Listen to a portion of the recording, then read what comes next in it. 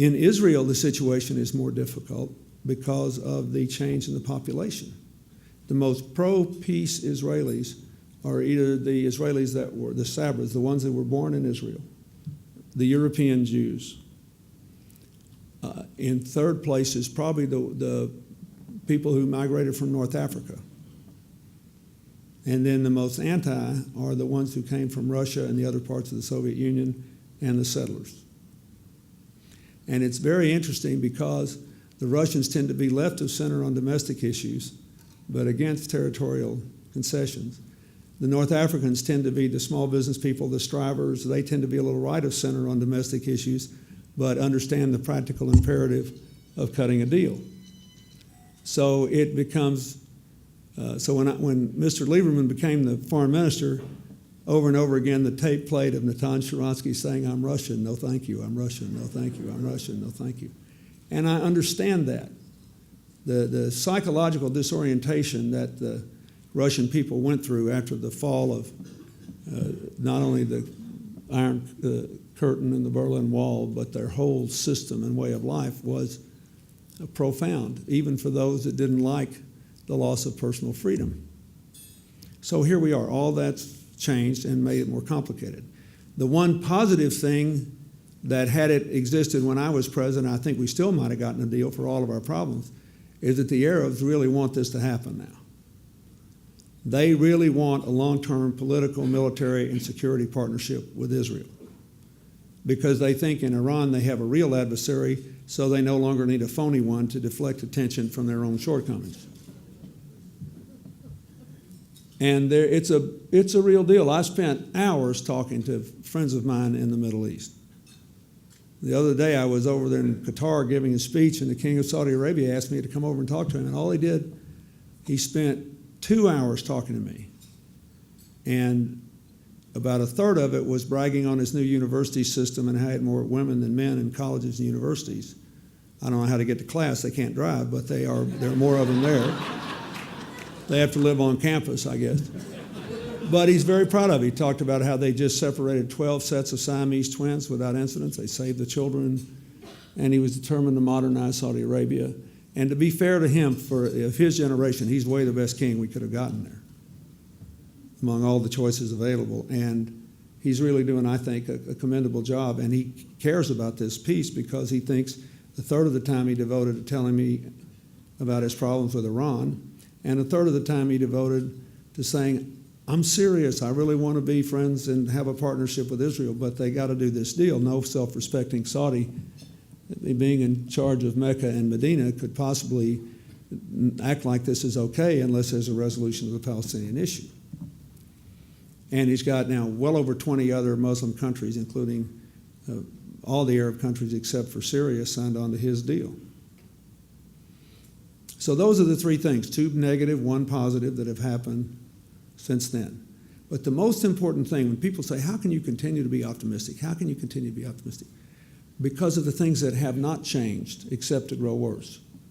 Fact number 1 is the population trend. The Palestinians are still having more babies than the Israelis, Jewish population, and there's a limit to how much more immigration we're going to get. So sometime between 20 and 30 years, the Israelis will have to face a choice if they don't make a deal, which is, are we going to no longer be a Jewish democracy, we're just a democracy, or are we going to continue to disenfranchise the people who live beyond the 67 borders, and therefore we're a Jewish state, but not a democracy? And it's a Hobson's choice for a country with a deeply ingrained commitment both to the history and fidelity of the faith and the people and to the idea of freedom and democracy. The second thing, which nobody talks about very much, is the inexorable march of technology. Look, these rockets that the Hamas crowd fired from Gaza both terrified and enraged the Israelis. I think everybody in the world got that. And if you remember in the beginning, before the Hamas did the intelligent thing and kept hiding among thickly populated areas, there was worldwide sympathy with what Israel did. The criticism was muted even in corners when you wouldn't have understood it, because people got what it was like to have a bunch of people sitting in the peanut gallery launching rockets into your communities all the time. But it's important to remember that if my numbers are right, I think only 3 Israelis were killed by direct hits. There were more injuries, but all the slew of rockets that were fired in there. It is just a matter of time till those rockets have effective GPS positioning systems on them, and then they will hit whatever they aim at if it's within the distance the rocket can fly. So the choice has not changed much except to become more stark. They either have to find a way to share the future by dividing the land and set up an operating partnership,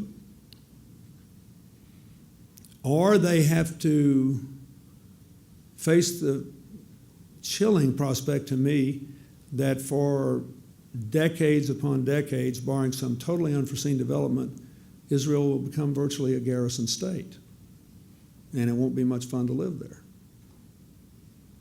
And if I knew I was headed into uncharted waters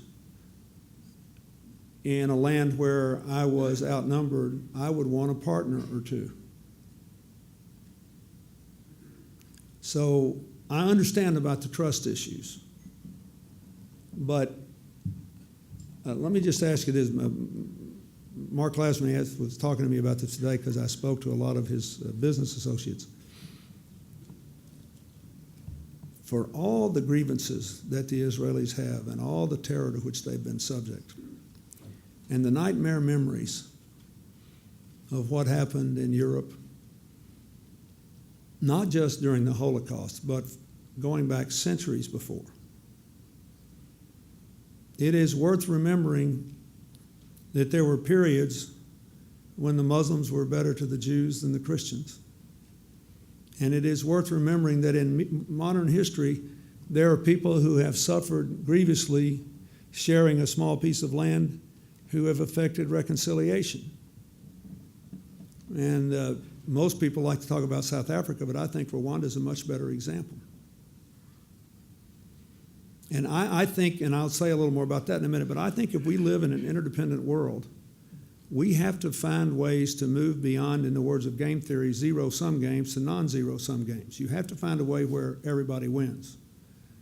That is the key to the survival of the world. It's the key to finding a way to fight global warming.